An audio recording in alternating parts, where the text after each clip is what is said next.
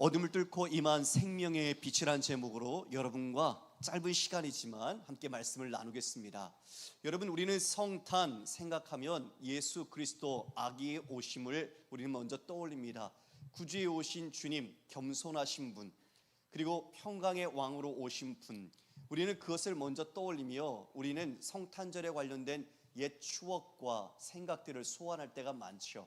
그런데 오늘 본문 속에 정말 우리는 어떤 상황 속에서 아기 구주 예수 그리스도께서 오셨는지 우리의 진실한 내면을 살펴보아야 할 것 같습니다. 우리는 예수님이 우리의 구주로 오셨기 때문에 기뻐합니다. 그리고 그분의 오심을 축하합니다. 그러나 우리의 모든 영적 현실과 우리가 마주했던 이 모든 시대상이 지금 이사야가 이야기하고 있는 이 시대적 모습이 여전히 재현되고 있는 것 같습니다. 여러분, 우리는 오늘 심판과 관련된 말씀을 읽었지만 9장 1절부터 우리가 지난주에 본 7절까지는 바로 예언을 따라 예수 그리스도께서 평강의 왕으로 이 땅 가운데 오실 것을 예언해주고 있습니다. 그러나 이 예언의 시기는 그들이 하나님께 순종하고 하나님께 그들이 형통한 삶을 살아갈 때가 아니었습니다. 여러분, 우리가 구주나심을 1년에 25일, 12월 25일 성탄절로 우리가 함께 즐거워하지만 이것이 형식적이고 습관적인 절기처럼 우리는 그 마음속에 예수 그리스도와 나와의 관계가 어떤지 돌아보지 못하고 우리가 함께 그냥 하나의 절기를 지키듯 그 의미만을 가지고 살아간다면 우리는 진짜 아기 예수 오심에 대한 의미를 놓쳐버리는 것일 겁니다. 오늘 말씀은 바로 우리에게 어쩌면 어떠한 현실 속에 있었던 자에게 하나님께서 은혜를 베풀어 주셨는지를 우리에게 나타내 줍니다. 여러분, 이스라엘 백성들은 스스로의 힘으로 그 모든 것을 해결할 수 있다고 생각했습니다. 그 마음, 곧 교만한 마음이었고 하나님을 의지하지 않는 마음이었습니다. 하나님께서 선지자를 보내서 끊임없이 하나님의 뜻과 말씀과 구원을 선포해 주셨지만 우리가 앞서 본 것처럼 지금 어려운 상황 속에서도 그 말씀을 붙잡지 않았습니다. 징조를 구하라 했지만 징조조차 구하지 않고 자신은 이미 이 모든 어려운 상황 속에 다른 나라 강대국을 의지하려고 했던 그들 모습을 발견하게 되죠. 그 모습은 바로 우리의 실상의 모습이 아닐까 싶습니다. 돈 때문에, 사람과의 관계 문제 때문에, 아니면 우리 현실의 문제 때문에 우리가 더 쉽게 해결할 수 있는 방법들, 더 의지할 수 있는 것들을 찾고 그것을 의지하려고 하는 모습이 바로 이 시대에 고스란히 담겨 있는 것이죠. 고집센 당나귀처럼, 아니면 10가지 재앙의 모습 속에서 여전히 마음을 굽히지 않았던 그 애굽의 바로 왕처럼 어쩌면 우리도 그런 마음을 갖고 있지 않을까요? 오늘 말씀을 보니까 10절에 벽돌이 무너졌으나 우리는 다듬은 돌로 쌓고 뽕나무들이 찍혔으나 우리는 백향목으로 그것을 대신하겠다라고 말합니다. 이 말은 하나님께서 어떻게 하시든 우리는 그걸 해결할 수 있고 우리는 그것보다 더 좋은 것을 가지고 있다라는 그들의 어떤 의지, 현실에 기반한 하나님을 향한 태도를 보여주고 있죠. 이것은 십자가를 조롱했던 그 목소리가 떠오릅니다. 가장 하나님의 선하심과 하나님의 지혜인 그 십자가 밑에서 하나님의 백성들은 도리어 그 하나님의 아들이신 예수 그리스도를 모독했죠. 진정한 유대인의 왕이었고 그리고 이 온 세상의 구주로 오신 분을 십자가에 달면서 그들은 오히려 자신의 배를 불리웠습니다. 하나님께서 어떻게 예수 그리스도를 이 땅에 보내셨는지, 빛이 없는 어둠 가운데, 그것도 하나님의 백성들이 하나님의 아들이신 예수님을 영접치 않는 시대적 영적 어둠 속에 여전히 우리에게도 이 예수 그리스도의 오심이 어떤 의미인지 다시 한번 스스로가 해석해 내야 할 것입니다. 그들에게는 하나님이 심판을 이야기하십니다. 르신의 대적을 일으켜서 심판할 것이다. 아람과 블레셋, 동과 서에 가득 싼 것처럼 그들이 어려움을 당할 것이다. 그런데 13절에 이렇게 말씀하고 있네요. 그리하여도 그 백성이 자기들을 치시는 이에게로 돌아오지 아니하며 만군의 여호와를 찾지 아니하도다. 참으로 암담합니다. 하나님의 백성으로 은혜를 입었고 그들이 살고 있는 모든 기반이 하나님께서 주신 선물이었지만 그들은 여전히 삶의 문제 속에서 주님이 아닌 다른 것을 의지했고 하나님의 심판 속에서도 하나님께로 돌아오지 않습니다. 여러분, 하나님 아버지의 마음이 어땠을까요? 하나님의 마음이 얼마나 아팠을까요? 어떻게 하면 저 자녀 같은 이스라엘 백성들을 살릴 수 있을까? 어떻게 하면 가장 좋은 생명과 진정한 참된 기쁨을 누리며 살아갈 수 있을까? 그것을 떠올리지 않았을까요? 여러분, 제가 내 자녀 키우면서 그걸 많이 경험했습니다. 그냥 혼자 있을 때에는 자신의 삶을 스스로 책임지면 되지만 자녀들을 교육하고 키우다 보니까 그 아이들이 올바른 길을 가야 하는데 올바른 길을 가지 않을 때 아버지의 마음, 부모의 마음은 그 어떤 다른 사람과 비교할 수 없을 정도로 마음이 곤고하고 아프고 괴로웠죠. 자녀들은 잘지 모르겠지만 그 자녀의 앞길을 염려하며 부모는 잠을 이루지 못했습니다.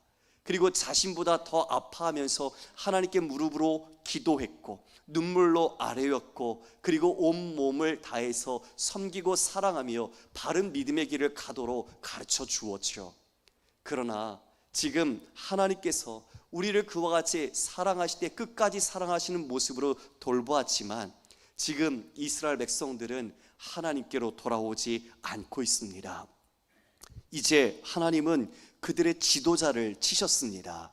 그것이 바로 15절 16절 말씀인데요, 그 머리는 곧 장로와 존귀한 자요 그 꼬리는 곧 거짓말을 가르치는 선지자라. 백성을 인도하는 자가 그들을 미혹하니 인도를 받는 자들이 멸망을 당하는도다.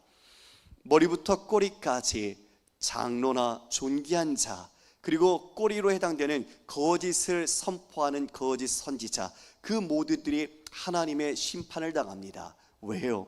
그들이 하나님께로 인도하는 지도자의 역할을 감당하지 않았기 때문이죠. 오히려 그들은 백성을 미혹했고 맹인이 맹인을 인도하듯 모든 백성들을 미스리드해서 바르된 길로 가지 못하고 멸망에 이르게 했습니다.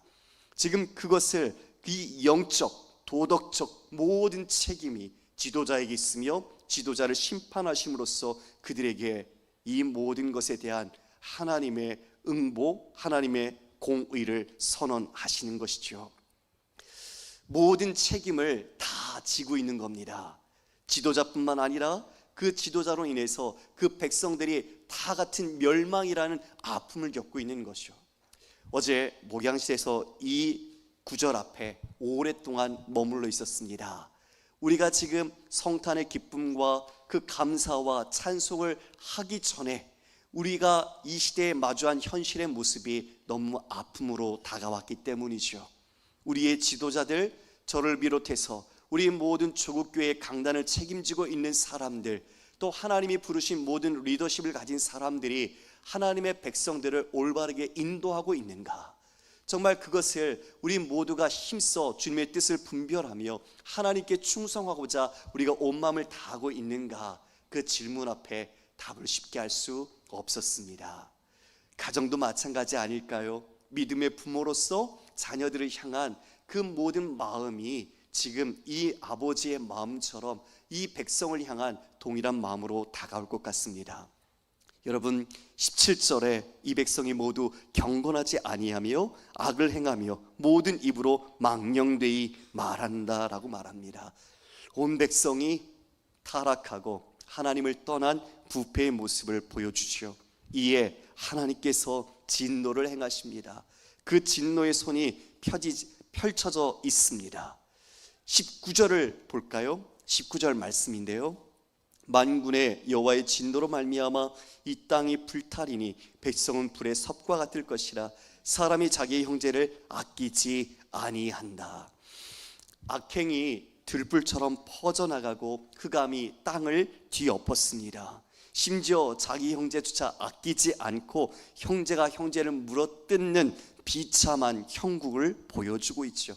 므낫세가 에브라임을, 에브라임이 므낫세를, 이제는 그들이 연합해서 유다를 치게 되는 동족의 비극, 아픔이 나타나고 있습니다. 사랑하는 성도 여러분, 하나님의 백성들이 교만한 마음을 갖는 것은 우상 숭배하는 자의 마음과 같은 것이죠. 하나님 대신 다른 것을 섬기는 그 모든 것은 바로 교만의 시작입니다. 타락한 지도자로 인해서 길을 잃었고 거짓 선지자들은 백성들을 미혹했습니다. 더 이상 희망이 보이지 않는 시대, 바로 그 시대 우리 주님은 그 모든 것을 포기하셨을까요? 9장 2절에서 우리가 본 것처럼 흑암에 행하던 그 백성에게 큰 빛이 보였다. 그리고 9장 6절과 7절에 이는 한 아기가 우리에게 낳고 한 아들을 우리에게 주신 바 되었는데 그의 어깨는 정사를 메었고 그의 이름은 기묘자라 모사라 전능하신 하나님이라. 더 이상 7절에서는 그 정사와 평강의 더함이 무궁하며 또 다윗의 왕자와 그의 나라에 군림하여 그 나라를 굳게 세우고 지금 이후로 영원히 정의와 공의로 그것을 보존하실 것이라. 만군의 여호와의 열심히 이를 이루시리라. 할렐루야. 바로 그 여호와의 열심히 자신의 아들 예수 그리스도 독생자를 보내셨습니다. 우리가 구원받을 만한 어떠한 공로와 하나님 앞에 아름다운 모습이 없지만 하나님의 열심히 바로 우리를 사랑하시고 긍휼히 여기셔서 이 땅에 아들 예수를 보내신 것입니다. 그러나 주님 오실 그때도 요한은 기록하기를 이 모든 백성이 그 참빛을 영접하지 않았다고 분명하게 밝히고 있습니다. 요한복음 1장 9절 말씀입니다. 참빛 곧 세상에 와서 각 사람에게 비추는 빛이 있었나니 그가 세상에 계셨으며 세상은 그로 말미암아 지은 바 되었을 때 세상이 그를 알지 못하였고 자기 땅에 오매 자기의 백성이 영접하지 아니하였으나 영접하는 자 곧 그 이름을 믿는 자들에게는 하나님의 자녀가 되는 권세를 주셨으니 이는 혈통으로나 육정으로나 사람의 뜻으로 나지 아니하고 오직 하나님께로부터 난 자들이라. 말씀이 육신되어 우리 가운데 거하심에 우리가 그의 영광을 보니 아버지의 독생자의 영광이요 은혜와 진리가 충만하더라. 여러분, 얼마나 하나님의 은혜가 크십니까? 하나님의 사랑이 얼마나 깊습니까? 그 누가 예수 그리스도를 영접할 것을 보시고 자신의 아들을 보내신 것이 아니었습니다. 여러분, 만약 여러분의 아들과 딸을 사지로 보낸다면 여러분 기쁘게 보내실 수 있습니까? 여러분 마음이 즐거이 그를 보낼 수 있겠습니까? 아무도 영접하지 않고 십자가를 지어야 할, 그러나 그 백성들을 하나님께서 사랑하시기에 그 예수 그리스도의 십자가로 온 인류를 구원하시고자 하는 하나님 아버지의 열심과 그 사랑이 그 아들 예수 그리스도를 이 땅에 나게 하셨습니다. 왜요? 저와 여러분을 하나님께서 사랑하시기 때문입니다. 그 사랑이 바로 우리가 살아갈 수 있는 힘이요 삶의 동력이 됩니다. 말씀을 정리합니다. 예수님께서 오늘 우리가 살펴본 이사야의 시대와 어쩌면 지금 우리가 직면하고 있는 이 시대 또한 영적인 어둠의 시대라고 느껴집니다. 그 모든 어둠을 뚫고 생명의 빛으로, 이 세상의 빛으로 예수님께서 오셨습니다. 어둠에 행하던 자들이 큰 빛을 보았다는 그 예언이 성취된 것입니다. 지금 작금의 모든 지도자들이 혼란합니다. 자신의 어떤 이익과 자신의 자리와 지위를 확보하기 위해서 어쩌면 정권의 그 모든 문제를 걸고 사활하며 싸우고 있는 것 같습니다. 그러나 우리 예수님은 선한 목자로 오셨습니다. 길을 잃어버린 바로 양과 같은 우리를 위해 목자로 오셔서 여러분을 참된 생명의 빛과 구원의 길로 인도하여 주십니다. 그러므로 우리는 오늘 성탄절을 맞이하는 우리의 마음이 주님께서 이 땅에 오신 그 사랑이 우리 안에 녹아지길 원하고 주님께서 구유에 나셨던 그 섬김의 모습처럼 우리가 서로 겸손하게 서로 섬기며 사랑하기를 원합니다. 분열과 다툼, 아픔이 있는 곳에 진정한 예수 그리스도의 샬롬과 복음이 선포될 때 우리는 절망이 아니라 희망 가운데 일어날 수 있음을 믿습니다. 다시 한번, 어둠이 있을지라도 그 어둠을 뚫고 빛으로 오신 예수 그리스도를 전부 의지함으로써 우리의 소망 되신 예수 그리스도와 함께 이 땅에서 생명의 길을 넉넉히 가시는 사랑하는 우리 모든 성도님 되시기를 주님의 이름으로 축원합니다.